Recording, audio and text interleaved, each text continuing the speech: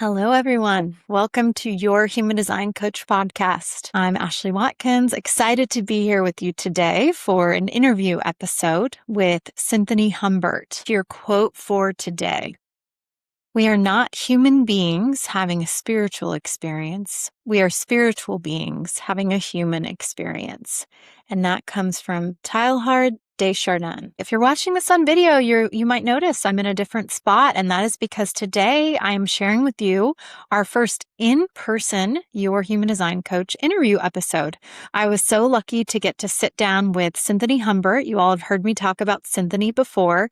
She and I have come to know each other in the last year or so, and we are partnering to lead a series of experiences, each focused on a different human design center. We had our first one on July 14th, and that was on the Will Center, and our next one will be September 8th, looking at the Root Center. Synthanee and I sat down and we talked about lots of good things. One thing you'll hear me share is just that I really have come to look to Synthanee as kind of a mentor in this spiritual experience that I'm having. And I've just continued to find myself drawn to people who live in such a balanced, effortless way. She is incredibly in tune and, is a Reiki Master and a yoga teacher and does sound baths, but the girl is so funny and quick to joke, and, we can sit down and have a glass of wine and just talk about all the different things. So that quote for today really made me think of her. She is a spiritual being having a human experience. We talk about her journey, learning about human design. She is one of the people that I've sat down with that really is kind of effortlessly embodying her design and brings that into so much of what she does. And you'll hear her talk about how living authentically means so much to her because it empowers others to do the same. And that's what it's all about, really. We'll talk about some of the things she's working on, what we're working on together, and then we get into her Incarnation Cross. So you've not heard me talk about those on the podcast. And, transparently, it's because I was intimidated. So again, Synthanee helping me to trust myself. And you all know that I kind of learned by doing. So I was excited to talk through it with her. And it really opened it up for me of understanding why when I hear people tell their design, a lot of times they'll say what their incarnation cross is. And I've never done that. And I'm in. I'm excited to bring you all more on that. It's a very, very rich subject. So let me tell you a little bit about Synthanee, and then we'll dive into the episode. So Synthanee Humbert is the founder of Inner Oasis Wellness, a Wichita-based wellness brand rooted in yoga, Reiki, embodied awareness, and energetic education. She began working in information technology at 13 and has spent the past 18 years developing a deep understanding of systems, leadership, risk, and business. Today, she works in cybersecurity, managing a team of engineers while also building Inner Oasis. Synthanee is also a 500-plus hour yoga teacher and Reiki Master whose work bridges practical strategy with spiritual and embodied tools. She leads from the front, helping people see what becomes possible when they know themselves, trust their inner authority, and apply what they have learned to the way they live, lead, and create. So without any further ado, I'm excited to bring you this conversation with Synthanee. Hello, Synthanee. How are you? I'm great. How are you? Good. So excited for you to be here today. I am too. Yes. Okay. So let's start out. Tell us about who you are, what you do. Let's get into it. All right. My name is Synthanee Humbert. I am the owner of Inner Oasis. I also am a cybersecurity professional turned from software developer. I have a great many things that I do, but I'll just stick with that for right now. Perfect. Okay. And why don't we just talk a little bit about how we got connected? My recollection is you showed up to a class and had a beautiful class, loved your energy, loved your vibe, and then found out after I went home and you were telling me you taught at Halstead. I went to Halstead. You taught after I left. Yeah. And you were my little sister's teacher. Yes. What a small world. It's like, it really is like all roads lead back to Halstead. It really does. It seems like everyone has a connection. Yeah. Yes. That would be my recollection. And I've shared on here before about how you were really my gateway to more of what yoga is and the spirituality and tears on the mat are a good thing. Yes. Yeah, I've heard some of those clips. They make me really happy to hear because I define myself as like the gateway drug. So that's exactly it. You're a prime example. Yeah. And just that feeling of like, even seeing you on social media of like, kind of like, do I know her? Like, have we met? And then in person, it's like, just that familiarity that, let's keep talking. And then if you'd like to share your kind of take on just a little bit about we'll get a little more into your human design, but like, tell us about kind of in human design language, who are you? Ooh, okay. In human design language, who am I? I think in terms of human design, I am a person who is very flexible and somebody who naturally, because of all the experiences that I've had, I like to look at the whole. And when I actually sat down and looked at my human design, it started to bring all the pieces into perspective. So like everything I went through my 20s and now I'm getting to sit in the grace of in my 30s, it just made everything make sense. Like I could be me and all the pieces fit. So I wanted to make sure I say this right. Looking at your chart the other day as I was preparing for our conversation, because 4-6 sacral generator. Yeah. So looking at Synthanee's chart, she's got quite a few open centers. She's got the 2 defined in the middle. So the identity and the sacral, will pop those up. And a kind of a line that stood out to me was like the emotional attunement, because that's from the very first time that I interacted with you, of the way you were able to read energy in rooms and of people. And I think sometimes people may look at open centers on their chart and feel like, why is there so much white? Why is there so much open?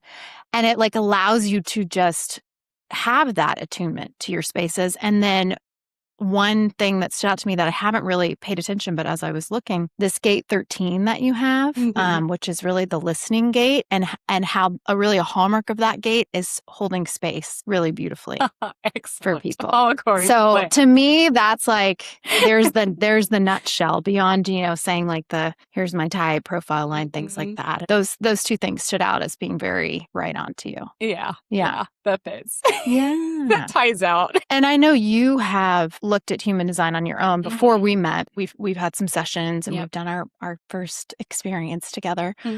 Beyond kind of that nugget that you shared, where have you seen it, maybe even without being aware of it, but where have you seen it in your life be relevant, be meaningful? Okay, there's a lot of aspects to that. I mean, you touched on this earlier, with the fact that I have so many open centers in my 20s, I felt like I was just lost in the wind, couldn't figure out where I fit, what I believed in, what my values were. I was living like, okay, this is what I'm told I should be. I go do that. And then I was like, oh, I'm miserable. This doesn't feel good. I gotta get out of here. So it's like with all of those open centers, it's like trying to figure out where you fit and looking out into the world. When I started actually going inside and looking at the human design and seeing how I fit into these spaces, I started to just really gather what I cared about, what I valued, what I want to be when I was in a room, how I want to convey things. And those pieces started to really just drop into place. But it came with a lot of heartache and learning experiences. Yeah. And I imagine that is a wisdom that you bring to the work you're doing now. Yeah. Can you speak to that a little bit? Yes. I have learned more from working with you on like the percentages of like who has what, which is incredibly fascinating. And I feel like it also helps me when I'm holding a room. I can look at a room and go, okay, probably 70% of them have an open will center. And 30% of them probably have it defined. And I can start to shift and shape what I'm reading in the room and actually talk directly to people. Like one of my gifts is being able to talk to somebody in a group and them feel heard, seen, and like I was looking right at them and talking straight to them.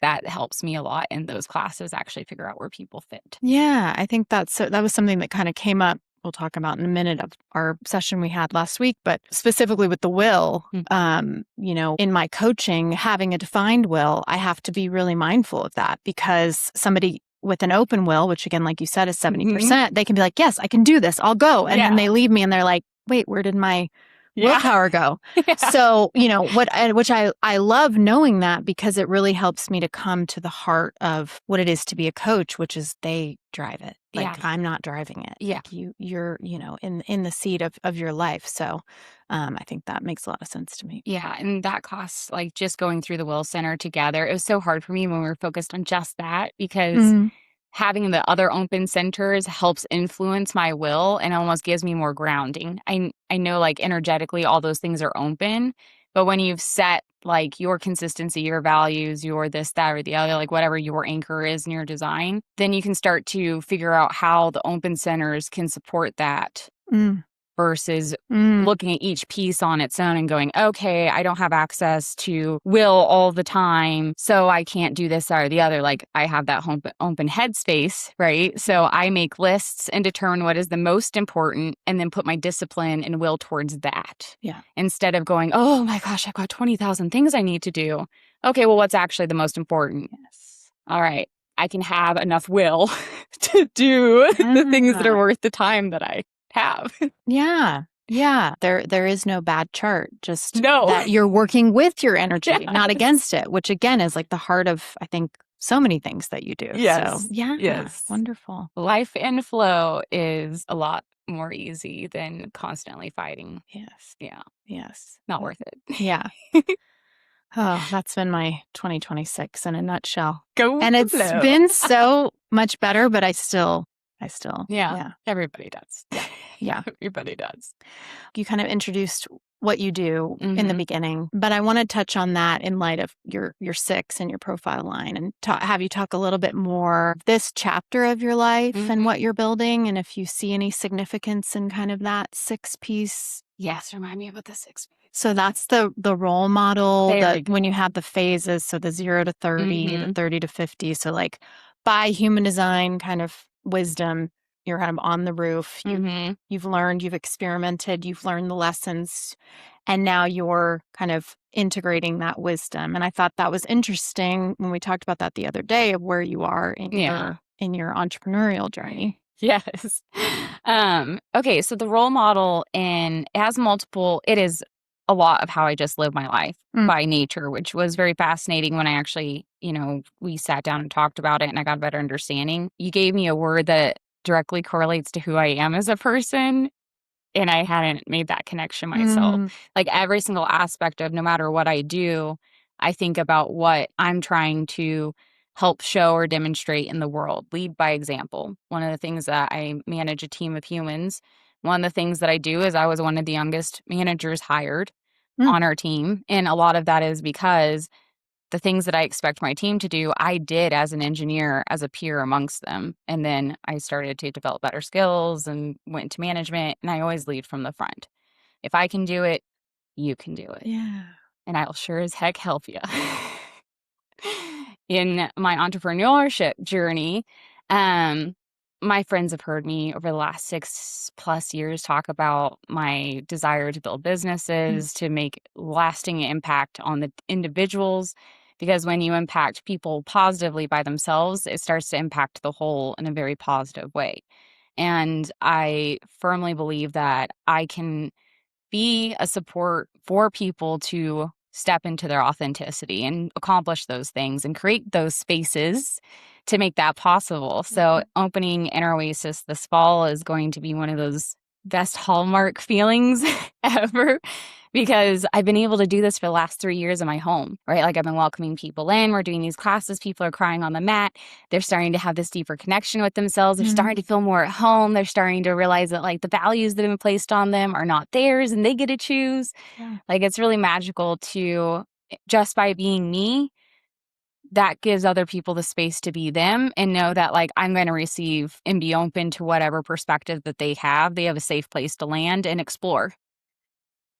Yeah, it is. Do you remember what I said to you at the end of our workshop last week? One? Oh, I said, thank you for helping me trust myself. Oh, and yes, even right. when we had that lunch before we had even decided, what we were going to do, and not even think, because at that point I hadn't really looked at your chart too much. And I remember saying like, I've heard about, and I believe the idea of mentorship goes beyond age. I teaching high school all those years, like Yeah. I had some wise ass kids. I was like, how did How you did you get get so there? wise? But I love, one of my favorite things is that I was Yeah. always learning. But when we sat down for lunch and I told you, I just really feel like in this place where I'm at in my spiritual journey, just exactly what you just said of like the way you give people space, the way you, but just by living authentically, Yeah. you allow others to do the same. That is something that's been very meaningful in our, the short time of our Yeah. relationship. So. Man, I loved that. Yeah. Yeah, I was just like, hey, do you want to do this?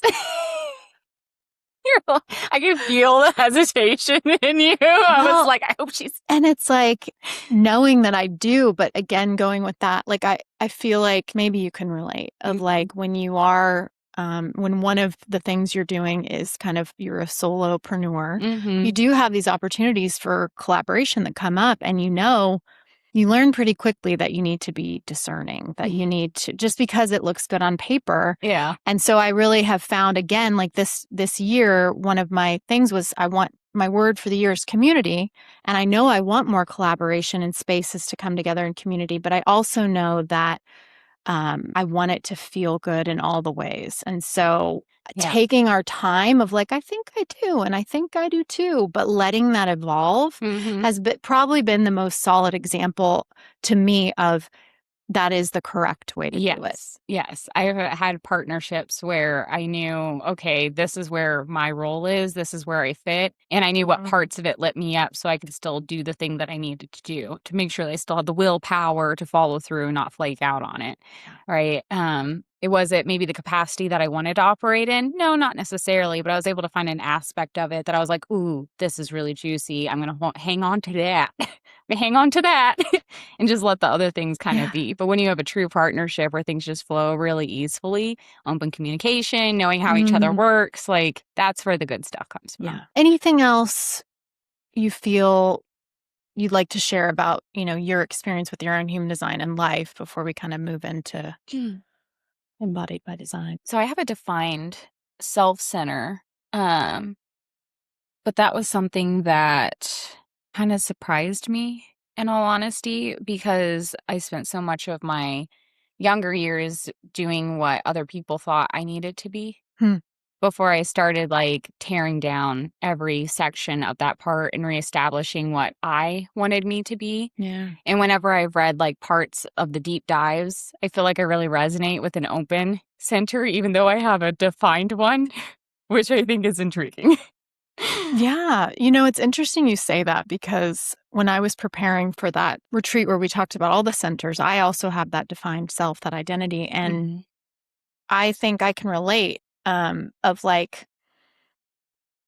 living to others' expectations. And I have the 5. And as I went deeper into those, which they both kind of have this piece of like people, not in a bad meaning way, will project their expectations on you. Yeah. And that, part of the shadow side of that defined can be that pressure to, take on those expectations as your own. Yeah. So yeah, I think that is, I would say I would relate to that kind of like, that's, yeah.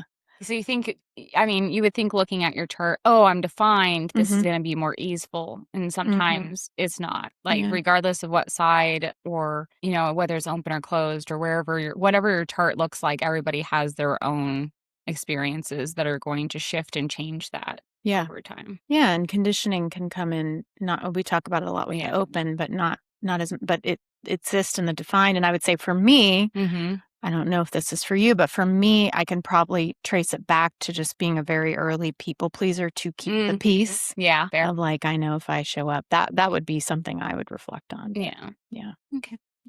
Yeah. No, I think that's a great reflection.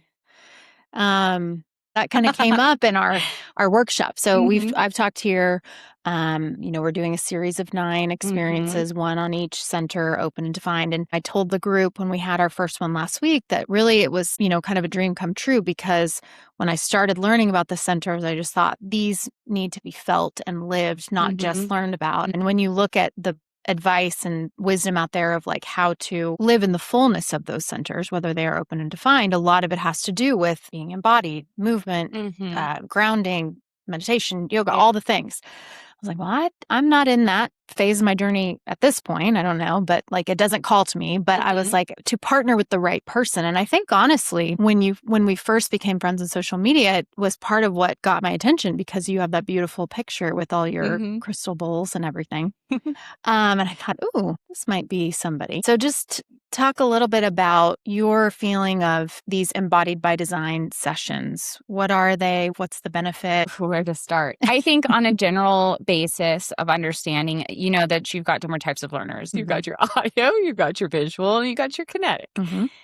When I manage or train new hires, we go through all three. It's the same basic concept whenever these things that we're doing, like you're listening, you're writing things down, and then you get to feel it. When you look at different philosophies and yoga as well, a lot of that comes from moving your body so you can actually do meditation. Like in yogic philosophy, the asanas or the poses are the pre to all of the other like amazing branches of the philosophy. That's just a sliver of the entire whole. But it's something that in, you know, our culture movement is something that we crave. So if I can take this little sliver of yogic tradition and integrate it into this concept, it forces people in a gentle way to move through things energetically, clear their body, and then prepare to actually sitting with self. I mean, like Carl Jung, tons of shadow work. Anytime that you're talking about Freudian, all these different types of concepts, shadow work is one of those things that gets you more into alignment with your human design. At least that's what it did for me.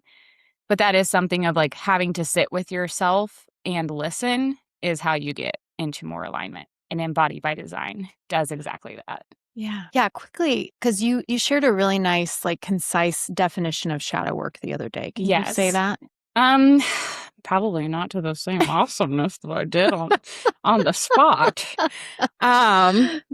Okay, essentially shadow work is having some really deep questions and conversations with your internal monologue to determine why and where does something come from and how do you actually integrate it into your body to use it to your advantage. So like if I am angry because somebody cut me off while I'm driving. Okay, well, anger is bad, right? Bad. Well, I mean, anger could be a defensive mechanism to actually protect yourself in an instance, and therefore it's not bad. It's often how we're using the things, the tools that we have been bestowed, they're being misplaced.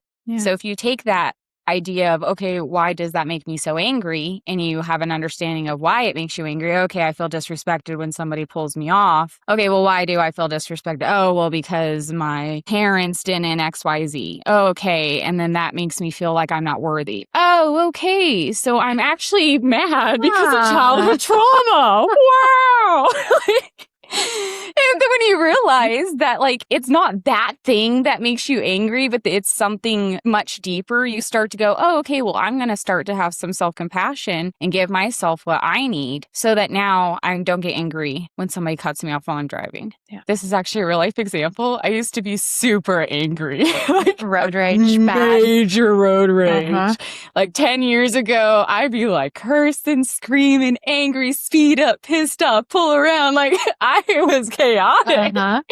And then like when I actually spent all my 20s tearing apart all my value system, rebuilding everything, now I'm just like, he must have needed to get there faster than I did. I hope he makes it there okay. Shadow work lets you sit in those spaces and actually hear objectively what's going on.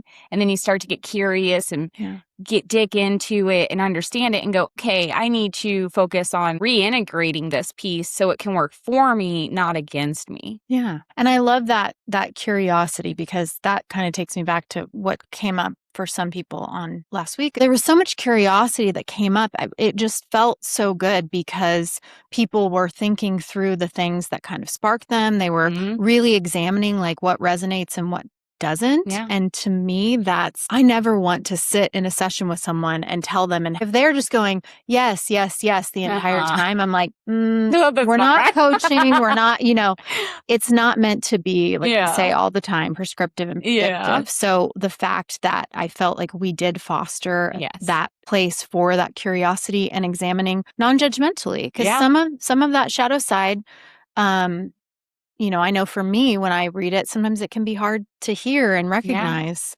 So that felt really good. Yeah, those are the hardest parts of the shadow work. You start out with something a little more gentle, and then you can work into the more nitty gritty. Mm-hmm. Having, close friends and a partner that you can talk to about these types of things in an open, curious container can be really insightful. I've had hard realizations that I was like, well, I don't like that at all.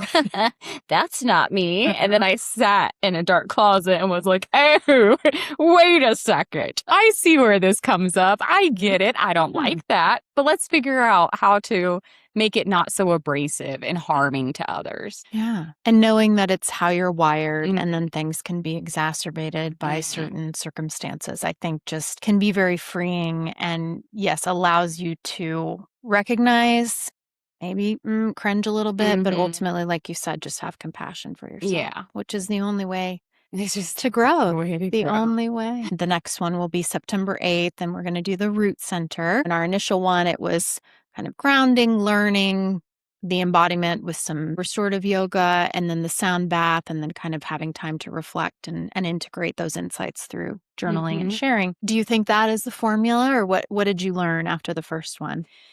Well, I learned that there wasn't enough time to get in deep like I wanted to in some spaces. For the root one, I think it will be a very similar format. A lot of this is grounding. In yoga, I compare the root chakra to Maslow's hierarchy of needs. A sweet little pyramid. And the base of that pyramid is like food, safety, and security. That kind of tied to the will center for me. So I feel like this is a good building block to add on to. Typically, these are going to be a lot of grounding practices. And I think that there is some focus on self-compassion that becomes a part of that too. When you're working with, I don't have the basic needs that I need in order to survive, it's hard for you to build on those spaces. And then that is the only focus that you have. So I think it'll be interesting what comes up. Yeah. Yeah, I'm interested for this one. The first one I defined, this one's open for me. And I've talked a good amount about this, about just that pressure. It's one of those pressure centers and the things that can come, the stress. And like, sometimes I can really ride it and it feels pretty good. And I can, it's okay and it's empowering. And then sometimes I see where it maybe doesn't serve me. One of the ideas that I was playing with in that is, yes, the pressure to be a certain way, do a certain thing, what success looks like, all those bits and pieces. A lot of work can be done on the root chakra itself of like, okay, I'm safe, I am secure, I have everything that I need. Like that's a lot of the focus, which is grounding your energy. Yeah. Grounding in you. I've been thinking a lot about what you said the other day about centers or chakras, like they're not blocked. It's how can you say that again, like the way the energy is moving? Yeah, so typically people will talk about how the chakras are either open or closed, they're blocked, or the energy is moving. In more studies where I've looked, it's not that it's blocked, it's underactive. Yeah. It's still there, it's still moving, but it might be underperforming. Just kind of like a gland that you have in your body. Same thing can happen. It can be overactive. Like one of the prime examples I typically use in Reiki sessions is somebody could have a very overactive throat chakra. And so there's somebody who's like really loud and they tell lots of funny jokes and they're very, very outgoing. But then as soon as they talk about their needs, it's like it's overactive. They're using their throat space, but they're not using it to communicate their internal needs. And that's just a hyperbolic example, not saying that people who display that, because I'm one of those loud people that comes in, I'm really good at talking about my needs. So it's not like you must have an underactive throat chakra or hyperactive or overactive. And the goal is that they're in balance. So when they're in balance, that discernment, when to use it, when you don't need to express certain things of that nature. So yes, it's not blocked. It's underactive, in balance, overactive. Yeah. Yeah, I like what you just said there about like you gave an example, but you're like, but not all. That's why when I talk so much about the centers and even with anything with human design, like it comes back to the authority and self-awareness and knowing yourself. Because again, just because it says this could be possible you know yourself. So Yeah. it's like, we're just trying to foster that trust, but Yes. also being able to have information and look at it. And if it does resonate, then giving some tools to move forward. Absolutely. Yeah. Yes. It's just like when people are looking at the open versus closed. Oh, I resonate with that. Oh, I don't. Yeah. That's how most everything in the world is. You're the inner authority. You're the one who decides what that means and what that looks like. And yes, the human language is expansive, but how many cultures have multiple words to describe one word that we have? Right. Like, language is expansive, and something that means grounded to you may not mean grounded to somebody else. Right. Isn't that like the heart of it? It's like what you said earlier about you living authentically empowers others. When we celebrate the way we're wired, then we must celebrate the way others are wired. Exactly. And that's really, that's been my little bugaboo this week. But it's nice to have it in my mind because I keep, it allows me to come back and that compassion goes both ways. Anything else on Embodied by Design? What are you looking forward to? I'm looking forward to one day doing it in your space. Yes, I am looking forward to doing it into my space, hopefully soon. Shifting into our last segment, something that came up in our sessions was the question about, that Incarnation Cross. And I was excited when you raised it. And then it came to mind when we were kind of saying, like, where are we going to go in this piece and what would be interesting? Because no surprise to me, but like to me, that your grasp of human design in those 3 sessions, you're like, yep, got it, check. Very Six, very Synthanee, very Synthanee. So, finding the way to go deep. But I was excited because it's a place where I've been wanting to go. I've talked on here about kind of my 3-piece, and that's really given me a lot of freedom and language to embrace something in myself that I've known for a long time, which is that certainly I love learning, but like when things inspire me and then to just dive in and then learn as I go is sometimes can feel a little more impactful to me. So I was like, okay, here we go. Incarnation crosses. There's like 64 possibilities. So we have not memorized them. And they all have like yours is just the right angle cross of consciousness, which is pretty like straightforward. That's a memorable name to me, like the right angle cross of consciousness. Right. Mine is like right angle cross of the 4 ways too, and I'm like, I'm not even like a lot of math. Like I'm not even the first one. But then I started diving into it a little more, and I was like, oh no, these are good because I think we'll pop up your chart periodically through this part. But when you look at the chart and you've got those numbers on the right and left side, those always come up, but those, determine what gates are going to be, we're going to have activated in our chart. Yep. And that's always a question that I get. I think anytime I do a workshop, no matter where I try to steer people, they're like, but what are those numbers? And I'm like, I want to talk, but like if we start talking, we're going to go for, I need 3 more hours or something like that. But I realized that this, I mean, just as you find yourself doing sometimes, it's like when I did this podcast, I was like, I don't know about doing an interview episode. That's kind of intimidating. Do it, love it. Let's go. You're like, let's do our thing in person. I'm like, I don't know. I'm like, no, do it. Love it. It's great. We're doing it. So now I'm like, I've been kind of like, oh, those incarnation crosses seem kind of intimidating.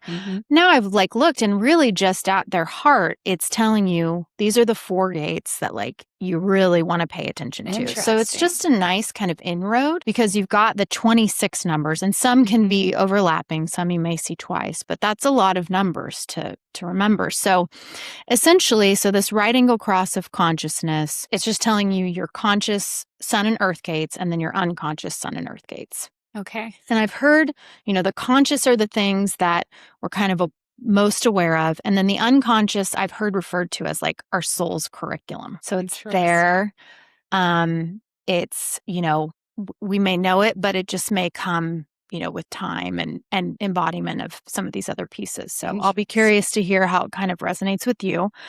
But essentially for you, the kind of log line of this incarnation cross is kind of those who have this may be people looking beyond just our needs to the why are we here? Like it's going deeper.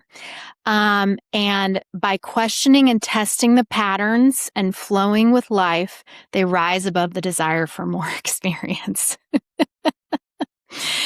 So this idea that This I loved. Okay. So purpose fulfilled through the mind. So once our mind is comfortable in our form, we no longer yearn to live life as anyone but ourselves. Did we just telegraph like that from the beginning of the session? I think that, that sounds like that slightly resonates. Yeah, just a little bit. Every friend that I've ever had they know the first time that they get invited over, it's going to be like a whole thing because I will look into your soul and we will talk about the meaning of life. Yeah. Yeah, that checks out. Thinking about this recurring theme of the Maslow's hierarchy. Yeah. Like you're in tune with, yes, the needs. We've got that. Now let's go. Let's go deeper. Yeah. Yeah, let's apply it. Let's integrate it. Let's see how it fits our life. Like we have been given and have created all of these tools. Mm-hmm. Like, why not take them and see how far the rabbit hole goes? Yeah. Yeah. And I can even think of like your classes, like you're so in tune to like, here's how you modify. Is everyone come to make sure you adjust this and that? Like, and it just flows seamlessly, within it. And so you can feel that real safety, that being held so that you can. So you can't cry on your yoga mat. Yes. Right? Yeah. So just looking a little bit deeper into those gates, the sun, conscious and unconscious, really kind of relates to sort of the outward purpose, the radiance that you bring to the world. So your conscious sun comes from your head. Actually, your conscious and sun and earth come from your head. So the gate 63, which is the questioner. And you can probably guess, like, that's the theme. So it's like, we're asking all the questions. We're testing all the logic and ideas. Where are the inconsistencies? And then kind of integrating that wisdom into, okay, but then what are the new ways? Yeah. How do we move forward? Yeah. Okay. And I hadn't realized, even though you have, as you mentioned, the open centers, but like you've got 3 gates coming off your head, which feels significant. Like a lot of people I work with that have the open head, there's no gates. That just seems to be something that's common. So I just thought that was kind of interesting that these, this purpose and then the unconscious is then like kind of how you get grounded in, making sure that you are expressing your purpose and expressing that radiance in that kind of balanced way. So, makes sense to me. Both come from the head. And then that unconscious sun comes from your sacral, and then that's called ritual. Oh. So those who have this gate can really have a trust in their natural rhythm, finding that rituals may be supportive. So I feel like to me, it's like, that's a no-brainer, but I was just excited to share it with you. Yeah. Anything come up for you there beyond what? Correct. Sorry, giggling. I know. Can't even. Yeah. Just bare my soul out into the universe. Why don't you? How dare you? I feel so seen. Oh man. No, that really, really resonates. At a young age, I was always very, very curious about things. I'm also a Pisces. So like we create our own world. Very, that's cool. Very much so. So I've always been very curious about how things work. I've always come to, I've taken 2 points that somehow shouldn't be connected and logically connect them. And my partner, who's a very logical human being, is like, how did you connect this? And I was like, but look at this. This is how they go together. So I'm not surprised. Yeah. I'm not surprised. I'll make connections from something. Everything's tied to each other in some format. Very much love rituals. Very much of a wake up early, go to bed early. Just at this retreat that I was coming back at, I left at 6 or 7 p.m. Mountain Time every single night. And they were just like, oh, are you tired? And I'm like, yeah. And then I just go back to my room and sit by myself and crochet. Oh, my God. I have a rhythm. I will not deviate unless it feels supportive. Yeah. And I know what makes me feel good. So I do those things. Yeah. Yeah. Wow. With no desire to change it to fit what, people wanted me to stay later. And it's not like I didn't want to be there. Yeah. But staying there wouldn't make me feel better than if I went back to my room and sat by myself and read a book. Yeah. Ritual is important. Yeah. And it makes sense to me, too, of, when you're with others, then they can kind of access that power too, of seeing the benefit. I think one of the things that really ultimately matters at the end is being very aware of how things make you feel, how you're impacted by them, if you're contributing to a potential situation that's causing you harm, and how do you make those adjustments? Mm, And then also having, I know it's easier said than done, but having courage to not feel guilty or ashamed of doing things that make yourself feel good, that can be perceived from an outward, mm, person, and they can judge you for it. And yeah. I understand those feelings. At one point in time, I just realized that I cared more about my health, my humanity, and the good that I can do when I said no to things that wouldn't put me in alignment where I needed to be. Yeah. Yeah. That's huge. That's huge. So then those earth gates, so those gates that kind of ground you. So the conscious, again, from the head, the 64, which is patience. And this one is interesting. It's kind of, I would say the through line or kind of the summary is like embracing the confusion that comes before clarity. That's like half of my existence. At work, I'm like, what the hell is going on? Okay, I'll just hang out and wait for the chaos to dissipate. Yeah. Oh, structured chaos is one of my taglines. Yeah. Yeah. Troy came to one of my classes and he was like, he left me. I was like, oh, how was it? My style's really changed since the first, many years ago we did our teacher training together. And he's like, it was delightful. I'd also mark it as structured chaos. And I was like, excellent. That sounds terrible. Like when you describe when you have to do all the things in a sound bath yourself and you're like the one-man band. Yeah. The ability to play with your feet, I feel like it should go on a resume. I think so. Yeah. And this to me, like if we're talking about the purpose and then the grounding is like, if you have all the questioning, I mean, within questioning, there's going to be confusion. So being able to say, yeah, the confusion, I'm riding it. Yeah. No, it's going to lead me to the next, answer or whatever it is. So I love that. I do like them both because like I cracked up a little bit when you said patience because that was like one of the hardest lessons I've had to learn. Yeah.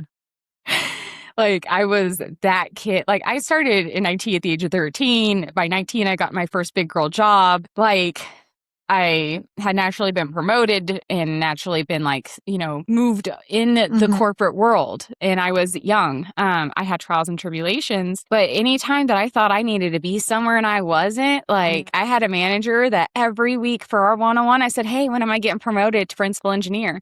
Hey, when am I getting promoted to principal engineer? No patience. That promotion did happen, but I also got promoted to manager at the same time. So it was like, you got the title for a week and now you're a manager. Deal with it. Oh, yeah. So building this business has been the most amount of my patience. Like it's taken me a year to get my lease. Yeah. Like, and I'd had the building in mind for more than a year. Yeah. So patience, knowing that everything will come together when it is meant to. Sometimes you just gotta ride the wave of confusion. Yeah. Well, yeah. And I could see like, cause it can be too like, patience with yourself first. So like that kind of is a theme of what you've been talking about is like you have a lot of patience and support for yourself, which maybe allows you to then express it outwardly where you don't always feel it or it may not even be warranted. Yeah. Deserved. Absolutely. Yeah. Start with first. Start with yourself first and then the rest will follow. Yeah. Oh, put that on a shirt. Oh my gosh. That's the line. Everyone. Okay. Last one. The unconscious earth. So the throat, which is progress. I think the big one a couple things. I liked this line, using your adventures to gather wisdom and insights. I liked that. And then just really like, through your own need to continue to change and evolve, and then using that wisdom to support others to be able to do the same. So, again, like the grounding piece of like you have the ritual, and then this allows you to kind of ground and see the need for, just trying different things. Yeah, that explains a lot. Yeah. Can't tell you how many times I've had the discussion where I'm like, whoa, we should go on a trip. And I was like, we literally went somewhere last month. I'm like, but we should go this month too. Like I'm always trying to see the world. I'm always trying to be in a different place. I'm always trying to get additional perspectives. I think that's one of the reasons why I love managing people and why I love teaching yoga classes and having Reiki clients is every time somebody comes in, they share their world with me and it adds to my world. And then I'm able to either connect two individuals together so they're in the same hemisphere to share adventures together or experiences. Or, I might take a lesson from one of my other students and share that in a class and it impacts somebody else. So like I'm just a giant sponge. Yeah. Yeah. And then I'm here to help give you little droplets of information. Yeah. Yeah. And it shows again, you can be very grounded in ritual and there's still lots of fun to be had and adventure to be had. In fact, it's supportive of each other. Yes. And it's almost, it feels freeing. Yeah. When you have a ritual and things that you stick to and you have a grounding practice, or if you have certain pillars of stability, everything else can ebb and flow with ease because you haven't lost the underlying foundation. It's still there. Yeah. Oh my gosh. Okay. Well, you shared some great insights and thoughts. Thank you for letting me walk that through. And again, I love it because it helps me to hear from the people I share with of where it resonates because then it sticks with me more. Good. Okay, so a couple things to wrap up. So we'll end with the 3 things that are lighting you up right now, your generator self. But just real quickly, you kind of talked about, what you're working on. What would be the nugget that you want people to take away about something that that you're building, the next thing you're doing? So Inner Oasis is really shifting into a dream come true where it is one-stop shop for mind, body, soul. At the end of the day, I have the focus is entirely on building something that can impact the individual, each individual at a time, so that we can actually make a positive impact on our community, because it starts with each and every person.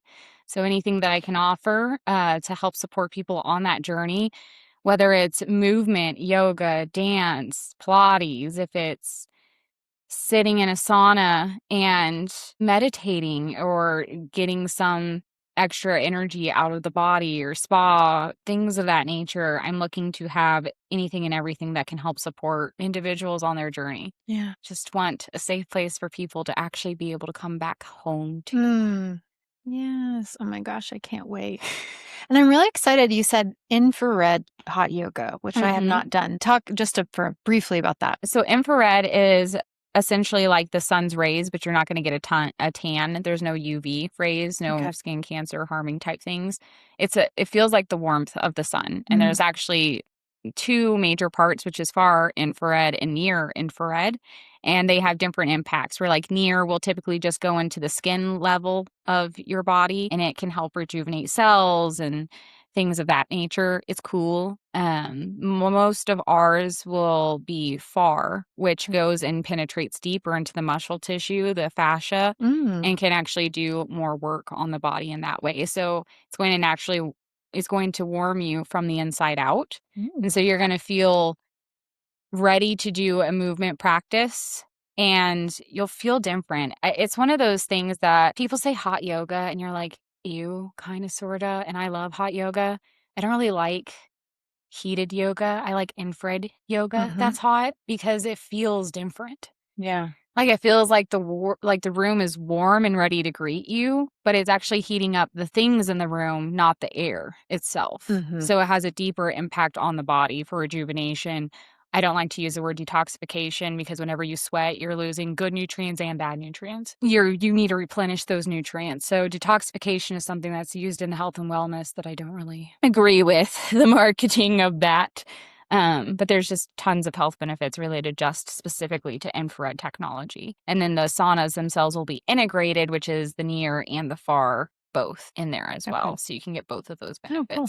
Yes. Well, and Synthanee, it's I've learned very quickly about you and you're so wise and smart. As you are going to know what you're talking about and what you're describing, many benefits, but such an antidote to stuff that we're being exposed to about health and wellness that so much of it is just not even true. Yeah. And I just love that as a place where people can really learn and understand and do what's best for them. And you're never going to steer anyone to anything other than that, which I love. Yeah. I love that. I've had people actually recommend that I do a Himalayan salt room. And I'm like, oh, beautiful. Love the vibe. Does it actually do anything for you? No. You have to have an actual salt therapy specific system that takes the salt and atomizes it so small that it can inject it into the air, and then you can intake it into your body. The Himalayan salt room isn't going to do that. Okay. So there's like things of that nature where I've done a lot of research on, okay, is this actually having a positive impact on people to the best of our knowledge? Is it peer reviewed? We would love to, down the road, actually get into clinical research as something as an extension of Inner Oasis. So I've been a Reiki Master for about 3 years. And in that 3 years, when I started, there was like little to no research about the positive impacts of energy work on humans. And now we're starting to see peer-reviewed cancer research and how it's impacting the pain reduction in cancer patients. Like, that's meaningful. Is like the science is starting to catch up with these ideas that we have, but I would like to help figure out what things that we're doing are helping. And if there's a clinical study that shows that Reiki does nothing, then shit, I'll get rid of it. But like, until I have I want to help expand the Western world to meet the Eastern, so that we have a better idea of how to integrate all of these things to help for our wealth and well-being. Yes. Hey, wonderful. Nerding out for a hot minute. Oh, we need it. Okay, last thing, and then we'll close. 3 things lighting you up right now. Okay, 3 things that are lighting me up right now. One of them would be the process of opening up my space. That's lighting me up a lot. There's a bunch of administrative type things that I need to do. I have to make a list of things, and I'm taking pleasure in the process of it instead of just anxiously waiting for it to suddenly be here. I'm enjoying the steps of the way, which I think is a blessing because not all of it's fun. But it's really lighting me up because I know that every step matters, and it's mindful and focused on where I'm trying to go and what I'm trying to build in this world. Another thing that is lighting me up is, this is a weird one, but some of the responsibilities that are growing for me in my day job as a manager. I've built complex programs. I've made mistakes in those programs, and we've decommissioned those programs and built new ones. It's forever been a process, but it just excites me that our team is going to be doubling in size, and there are a lot of opportunities of where I may be moving in our organization to really start to make more of an impact, and that always really lights me up. I like building things. Let me see, one more thing. I was about to say, I've gotten onto Korean romance TV series right now. So, after this, I'm about to go watching. I think that's a great one. Drama. You need one that is you need one for fun. Not that the others aren't fun. Just pure fun. Yeah, definitely. Okay. Korean TV dramas. Oh, perfect. Well, Synthanee, honored to have you as the first in-person guest of your Human Design Coach podcast. And this was such a good time. I think you knew coming in person was the move. So thank you. Yeah, thank you.